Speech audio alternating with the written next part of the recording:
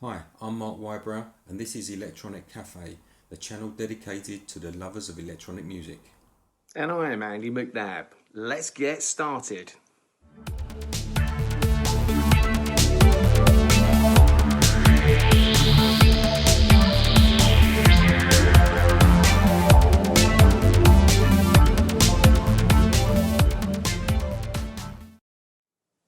So welcome to the Electronic Cafe episode 8. Where's the time gone? Just want to say again, amazing response to the last show we had where we focused on Yazoo, Alison Moyer and Vince Clarke. Even Alison herself tweeted about our show, which was brilliant, so thank you. We had Vaughan George, if you don't know him, check him out. He's got a great YouTube channel looking at all things Depeche Mode, synth, etc. He gave us a shout, so thank you, Vaughan. And then Rusty Egan on his Twitch show, twitchtv.com/Rusty Egan. If you want to check out some great music on a Saturday and Sunday, 8 till 10, thoroughly recommend it. He's playing some banging music at the moment. It's just unbelievable. But he gave us a shout out as well, so great support. So thank you, all of you, for that. It's brilliant. And so episode 8, Numan, that's who we're focusing on. So Mr. Numan, that shout you hear all the time when you go to any of his concerts. We're looking at the rise, the fall, and almost like the resurrection of one of great artists.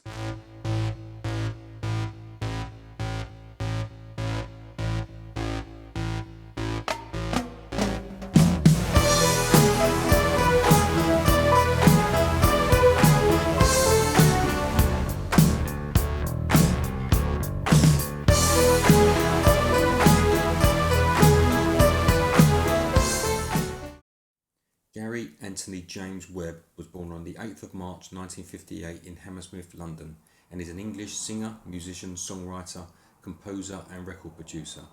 Gary Anthony James Webb is better known as Gary Numan. In 1976, Numan formed the three-piece punk new wave band called Tubeway Army.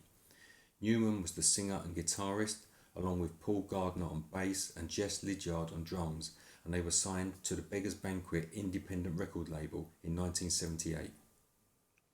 And I mentioned in episode 1 how when I got my dad's car and I heard Autobahn by Kraftwerk, how it influenced me. Similar thing actually, 1979, in my mum and dad's house in Romford, watching Top of the Pops like we did religiously on a Thursday.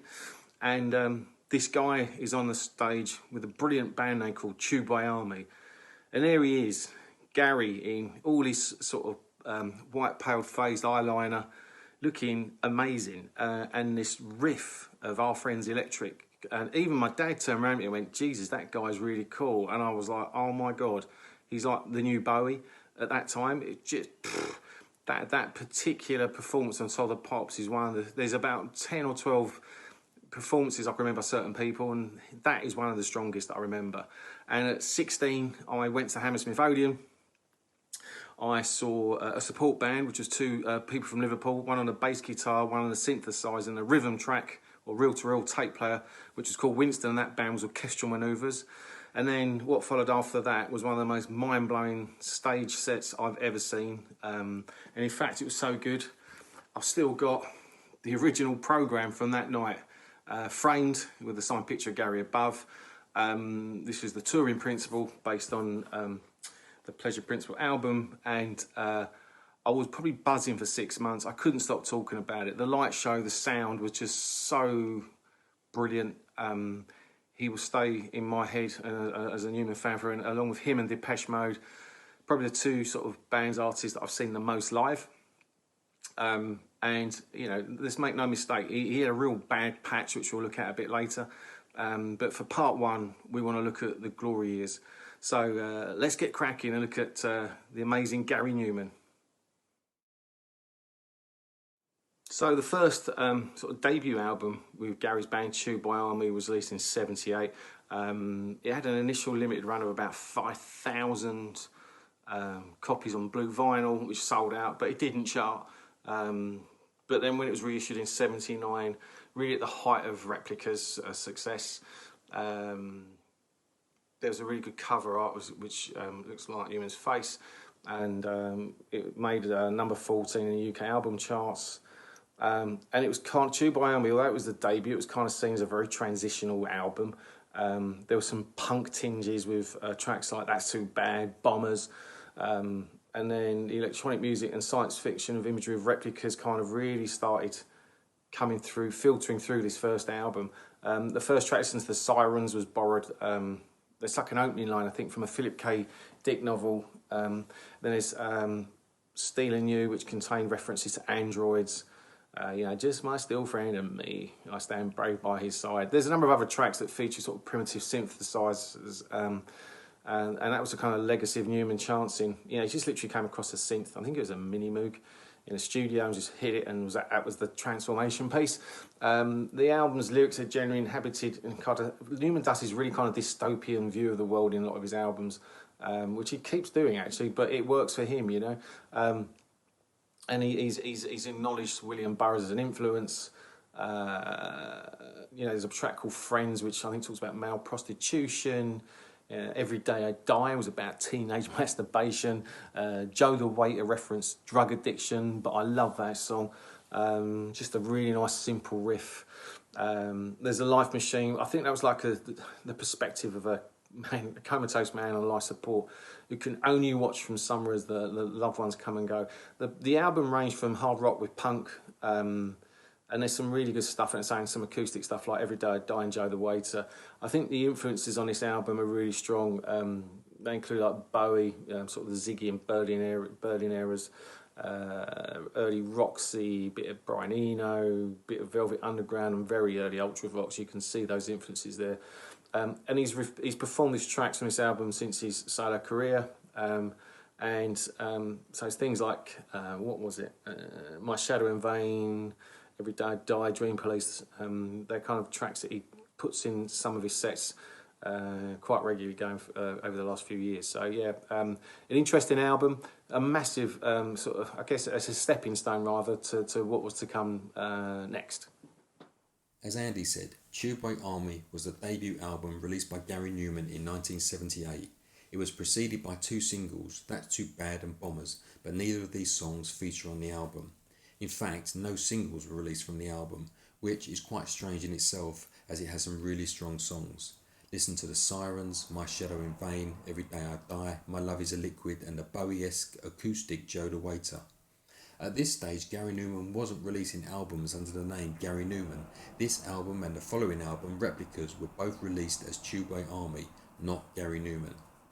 Tubeway Army was signed to Beggars Banquet as a guitar punk band, but this album sees their first use of a primitive Mini Moog synthesizer. The story goes that the album was written as a punky guitar, bass and drums album, but in rehearsals leading up to the recording, a Mini Moog synthesizer was left set up in the rehearsal room. Curiosity got the better of Numan, and when he hit one of the Moog keys, the room shook with a powerful bass synth sweep, and Numan realised at that moment that everything had changed, and the album was quickly rewritten to incorporate synthesizers, albeit quite primitive synth parts at this stage. But it's interesting to think though, and anyone that's ever played an analog synth will know this, that synthesizer left in a rehearsal room could just have easily been left on a weedy, thin little synthesizer bleep, and the future would have been so much different. This album today is seen as a transitional record linking punk to new wave, but Numan had to fight with Beggars Banquet to let him deliver this very different sounding album to what they were expecting. He was telling them punk was dead and that synths were the new thing and they should stop obstructing him. Knowing what followed, how right he was. Still today, Numan plays a number of these songs off the album in his live shows, which is quite a testament.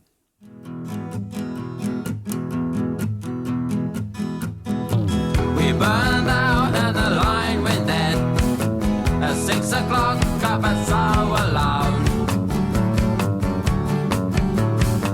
I couldn't decide where else to go. I could be dead for all you know. So, Replicas, the second and final album under the Tubeway Army name. It was released in 1979. After this, Gary kind of went with his own name, although some of the musicians in this band stuck with him. This was kind of the first album of what Numan, I think, would term as his machine phase of his career. So this is preceding, obviously, Pleasure Principle and Telekon. And these three albums sort of connected a common sense or theme of dystopian science fiction kind of feel. And the surprise #1 hit on this, which I wasn't surprised by because I think it's amazing, Our Friends Electric, which made this album go to #1, went gold. It was kind of a loose concept album. And as I say, Numan, this is based on a dystopian book that Numan hoped to complete someday. I think he's still building albums on that thinking or that thought. And it's set in a not too distant future where the Mac men or androids with cloned human skin and other machines keep the general public cowed on orders from the grey men. They're kind of like shadowy officials. So it's kind of a very Blade Runner-y feel, even though this was 3 years before Blade Runner came out. And the album cover shows Numan as a Mac man, staring out from his room at a sort of crescent moon. They're hovering above the park as a barely invisible man stands at Soul. Numan's kind of reflection stares back at himself. I think musically, Numan's main influence on this was John Foxx, the original singer in Ultravox, which wasn't obviously as commercially successful as when Midge turned up, and then sort of Speed of Life, Breaking Glass from Bowie's Low, Kraftwerk sort of Man Machine feel definitely came into this. And this album was a real development from the Tubeway Army album we talked about a second ago. Things like You're in My Vision, it must have been years, they're kind of slightly more guitar based and tinges of the earlier stuff they did in the first album. But then the synth stuff came in with Our Friends Electric, May I Disconnect From You, Down in the Park. I mean, what an anthemic track that is. If you haven't heard it, check it out. And you know, the sound became a massive influence for, and the album got more prominence later on in years with bands like 9 Inch Nails, Marilyn Manson, and they've covered Numan songs before, and actually on even more commercially poppy, I guess, is the Sugar Babes with Freaks Like These, which is clearly using the Our Friends Electric riff, which went to #1. So you know, you can't underestimate the influence of this album. It's got an amazing cover. It's got a great sound that still stands the test of time, I think, and still sounds good. So definitely worth checking out. Replicas was the second studio album released by Tubeway Army in April 1979 and was the first written on synthesizers and where synthesizers became the primary instrument. It was the same band lineup as its predecessor, the Tubeway Army album, and as Andy said, you can definitely hear influences creeping in from the John Foxx era Ultravox, Kraftwerk's Neon Lights and David Bowie's Low. The album still has guitars, but the sound is very much built around a solid foundation and extensive use of synthesizers. Replicas is more polished sounding and is the first in a trilogy of Replicas, Pleasure Principle and Telekon to have the common dystopian theme of man-machines, androgyny, science fiction described by Numan as his machine phase. Down in the Park and Our Friends Electric are the two singles taken from Replicas, with Our Friends Electric being the groundbreaking and radical second single taken from the album. It was radical in both its sound and the fact that it was nearly 5.5 minutes long. Coupled with appearances on Top of the Pops and the Old Grey Whistle Test in the same week, and the single being released as a picture disc, which was quite unique at the time, this was the moment where the planets certainly aligned for Gary Numan and Tubeway Army, and the whole thing exploded. Replicas gave Numan his first UK #1 album, and Our Friends Electric gave him his first UK #1 single. The album's cover artwork is iconic, and it shows Numan staring out from his room window with a neon sign that says The Park, as in Down in the Park, as Newman's reflection stares back at himself. A worthy mention must be given to the B-side of Our Friends Electric. We Are So Fragile is an incredible song, and I really don't understand why it wasn't considered for the album. As an aside, it's a song that me and Andy used to cover in one of our early bands. As Andy said, this album had a major impact on some electronic industrial acts that came to prominence in the mid-90s, such as Marilyn Manson and 9 Inch Nails, both of which have covered Numan songs and on record, and both Manson and Foo Fighters have released versions of Down in the Park. Many of the songs are still mainstays in Numan's live shows, and without doubt the Replicas album is an electronic cafe must-have.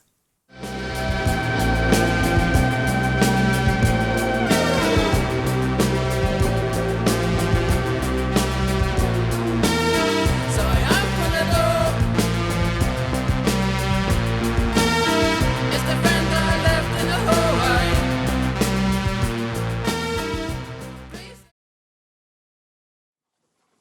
So, The Pleasure Principle. Newman's first debut album under his own name, without the Tubeway Army moniker, went to #1, as it quite rightly should have done.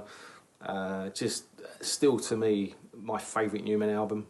There's some great tracks, notable like the instrumental Air Lane, Metal, which I just love, which has been covered by Nine Inch Nails. I think the song is sung from a perspective of an android longing to be human. And then you've got Films, which has been acknowledged by Africa Bambaataa as a massive influence on the US hip-hop scene, which is brilliant. There's a track called Me, told from the perspective of the last machine on Earth. There's a lovely electronic ballad called Complex, which went, I think, to #6 as a single. Obviously Cars, which is just still an epic anthemic track. I think it's used on a car insurance ad now, unfortunately, but just an amazing song. He toured the world with this album. Huge stage set, so I was fortunate enough to go to that. It was my first big concert as a 16-year-old, supported by OMD. Just mind-blowing. I think even Greg Prato from AllMusic said he explained that there's not a single weak moment on the disc, and the quality of the songs gets stronger and stronger as the album progresses. And if you had to own one Gary Numan album, The Pleasure Principle would be it. I agree. I couldn't agree more. I think it's the ultimate Newman album. It inspired so many people. Say Nine Inch Nails, Marilyn Manson. There's that great track, Where's Your Head At by Basement Jaxx, that most of you will know. There's 2 samples from this album on that track. So if you only own one Newman album, make it this one. The Pleasure Principle was the 3rd studio album released by Gary Numan in September 1979, and the first under the name of Gary Numan and not Tubeway Army. It was the 2nd album release of 1979 after Replicas earlier in the year. There were personnel changes in the band, with Jess Ledyard leaving and Cedric Sharpley joining on drums. Chris Payne was added on keyboards, and Billy Currie from Ultravox also appeared on the album and was part of the touring lineup. No guitars feature on this album, and it was Gary Numan's 2nd UK #1 album. Cars and Complex were the only 2 singles released off this album, and Numan toured the world in support of The Pleasure Principle, which was captured on the Living Ornaments '79 live album. Cars gave Gary Numan his 2nd UK #1 single, and the single and album were worldwide hits. The track Metal was covered by Nine Inch Nails on their Things Falling Apart album. It is also acknowledged as part of Newman's songs from the time that were used as backing and important influences on the US hip-hop scene by the likes of Africa Bambaataa. Again, the album has iconic artwork and is instantly recognisable. The album was both a commercial and critical success, and if you had to own just one Gary Numan album, it could be argued that The Pleasure Principle would be it. We're in the building where they make us grow, and I'm frightened by the liquid engineers like you.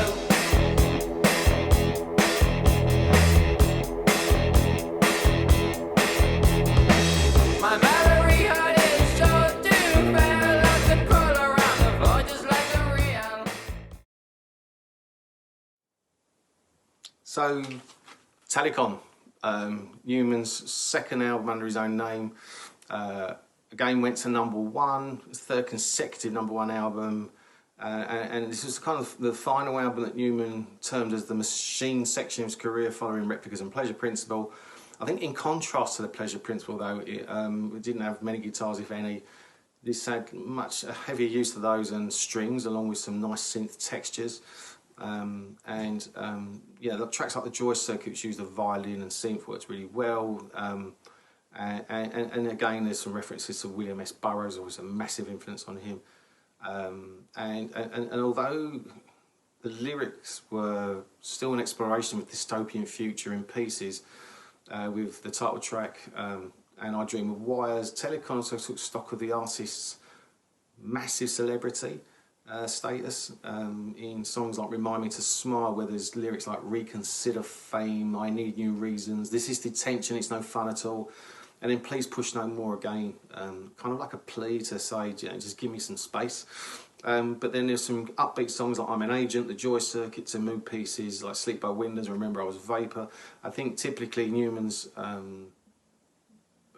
reviews from music journalists was received sort of his album was received relatively negatively, like all his albums were, which is ridiculous. Trent Reznor claimed to have listened to this album every single day during the making of Pretty Hate Machine. Well, I'd rather take Trent Reznor's recommendation than any other music journalist, personally. It's just a great album. Went to #1, and then he did some tour dates on this, and there was I think the Telekon tour was followed by April '81 with 3 sold-out nights at Wembley Arena, which is kind of where Numan brought this part of his career to a close and said that he was calling it a day, much to the shock. I remember hearing the screams on watching a video of that concert. I did go to the Telekon tour, but I didn't go to the one in April at Wembley. But that's kind of where he brought the house down, or brought the curtain down on that amazing part of his career where he was a global superstar, 3 consecutive #1 albums, amazing live shows. He was one of the biggest artists in the world at that time. But as you'll see in part 2, things were about to kind of slightly change and then keep changing. Telekon is the 4th Gary Numan studio album, and it debuted at #1 in the UK album charts in September 1980, making it his 3rd consecutive and final #1 album. Telekon was preceded by 2 singles, We Are Glass and I Die You Die, although neither of these were included on the album in its initial UK vinyl release, which is strange given the strength of these 2 songs. In contrast to the Pleasure Principle, with its lack of guitars, Telekon once again featured heavy use of guitars and strings along with a much richer synthesizer texture. Numan broadened his previous palette with a lushness and additional machines such as the sequential circuits, Prophet 5, ARP and Roland Jupiter 4, and Russell Bell was added as an additional guitarist. Like all of Numan's commercially popular early records, Telekon received a largely hostile reception from the contemporary music press. Nevertheless, it proved to be an influential piece of work.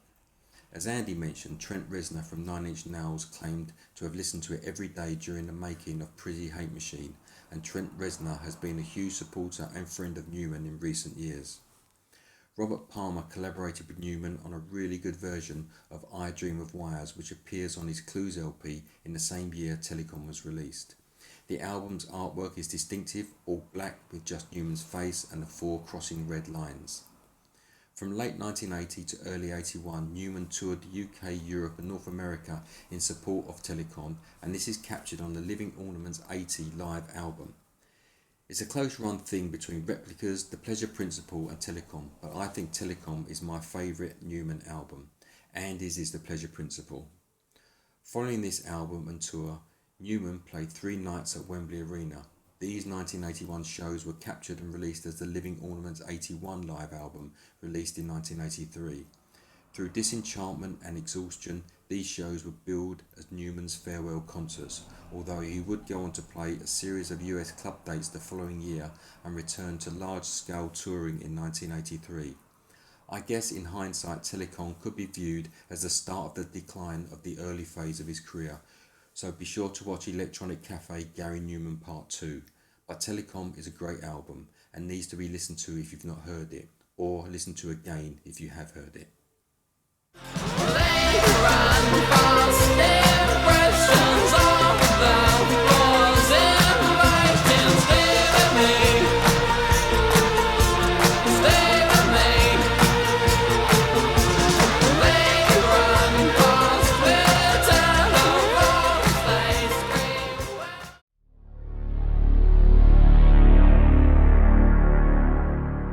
So this is the hot stuff section where we look at some stuff that Mark and I are listening to right now, get some really good feedback on it, which is great. One of the main purposes of the show was for Mark and I to introduce you to new bands and new artists that currently don't get enough airplay on the commercial radio stations, and got a few good recommendations on this show. The first one for me is a project called Mood Tag. It is a project split between Düsseldorf and Shanghai. The band is kind of part of a wider Mood Tag collective, which includes musicians, graffiti artists, DJs, photographers, painters and video artists. The project was started in 2016 as a musical outlet for collective members Lowell Freeman, TDK and Coco. But it's also a project for fellow collective members such as Fable, who create visuals for the band. The style of this album reflects a massive love of German experimental music from the 70s and the legacy it has in sort of other musical styles such as hip-hop and electro. I think the function of this is to create music which incorporates the sort of motoric drumming of Neu, Kang, Kraftwerk, and there's some real harmonics in here to produce that sort of kind of produce some beautiful wash sounds. I really like this album. It's got a very classic krautrock feel to it, but with like a modern polish, if you know what I mean. If you know what it means. And this album is on a great label I love called Happy Robots on coloured vinyl, which is out now. If you're fans of Can, Neu, Kraftwerk, definitely worth checking out. Really nice coloured sort of vinyl as well. I think it's turquoise. Yeah, so turquoise vinyl. Check it out. Really like this album. I've been playing it quite a lot when I've been occasionally sitting in the garden while the sun's been shining. So yeah, a nice album and definitely one worth checking out.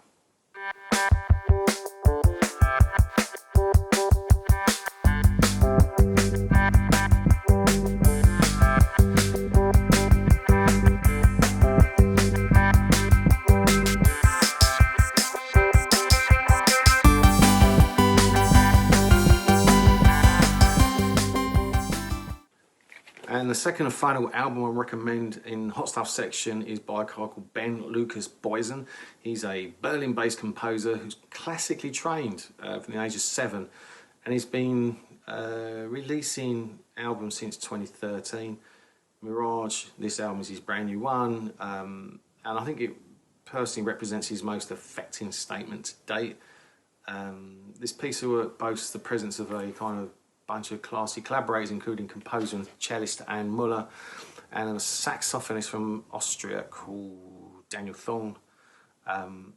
There's some tracks, and there's one track, I think it's called Empyrean, and it's got lots of synth before it kind of dissolves into like a oceanic wash of ambient pulse, worthy of a band like Global Communication or Boards of Canada.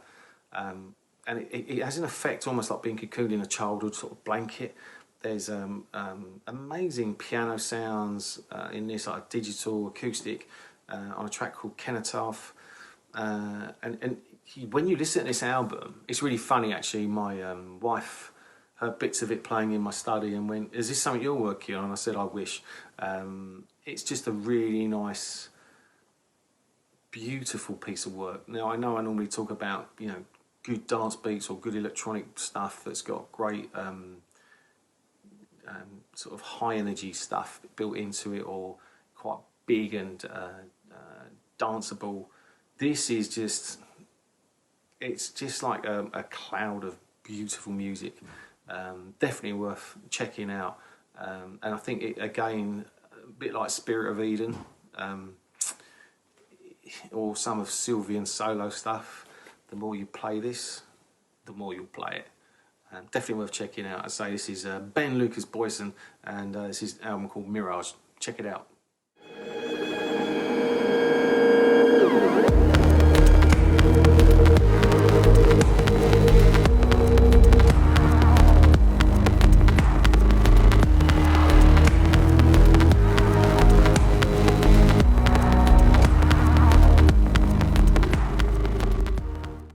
Mark, what are you listening to, buddy? My first hot stuff pick is this, the second LP from LA-based duo Drab Majesty called The Deconstruction, released in 2017. Drab Majesty is really the solo project of Deb Demure, the androgynous alter ego of musician Andrew Klinko, but expanded into a duo with the addition of keyboardist Mona D. Demure is a multi-talented instrumentalist who composes all of the elements of Drab Majesty. However, rather than taking personal credit for the music, Demure insists that the inspiration for the songs is received from another worldly source and that he is merely a vessel for which these ideas pass. In this day and age, you don't normally get that type of bollocks anymore, and I like that. It's refreshing, and that's exactly what you need and expect from your rock stars. This album is a powerful combination of atmospheric reverb-drenched guitars, synth bassline, vocals, rhythmic drum machines, and if you like authentic 80s sounding cold synth, new wave, dream pop like The Cure or Sisters of Mercy with elements of New Order and Depeche Mode thrown in, then this is without a doubt an album for you. The Demonstration is a phenomenal sounding record with great production. There is a Drab Majesty record before this one and there's one after this one, but this album is without doubt a great introduction into Drab Majesty for the uninitiated and an absolute must to check out.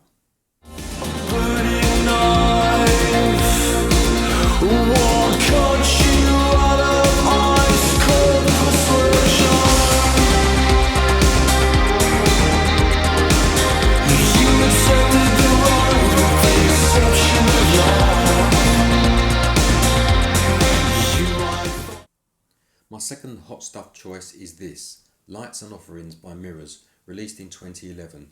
Mirrors are a 4-piece English synthpop band who formed in 2008. Their brand of synthesizer music is commonly compared to the sound of bands such as Kraftwerk, Orchestral Manoeuvres in the Dark, Depeche Mode and Blancmange, and even their album artwork is reminiscent of the German pioneers. 2 singles preceded this album and so did tours with OMD. The album was quite successful with a string of singles and TV performances. However, in August 2011, Mirrors announced that they had cancelled their September tour with OMD plus their performances at the Festival so they could concentrate on working on new material. And strangely, that's where the story ends. Mirrors released a digital EP in 2012, apparently to finance the potential second album, but a second album never materialised. So sadly, it looks like Mirrors split after just one album. But what an album, beautifully crafted, punchy, sweeping layers of old school electronics and analog synths. Comparisons abound. If you like early Depeche Mode, Human League, OMD, you'll enjoy this record and band immensely, albeit short-lived. I have a vinyl copy which sounds incredible, but the vinyl copies are now quite rare and selling for about £100. But do go check out the album, I think you'll enjoy it. How did I end up in this place? How did I end up in this place?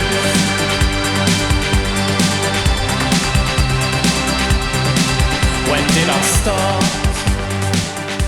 to fill my head with memory? Thanks again for watching the Electronic Cafe and for all of your support and positive comments. Clearly, many of you out there are lovers of electronic music and are interested in what we have to say and our album reviews, and for that we're really grateful. Please hit the like button if you enjoyed the episode, and please also don't forget to subscribe. Leave us a comment, tell us what you're listening to, we'd love to know. Thanks again for watching the Electronic Cafe, and we'll see you next time. Take care.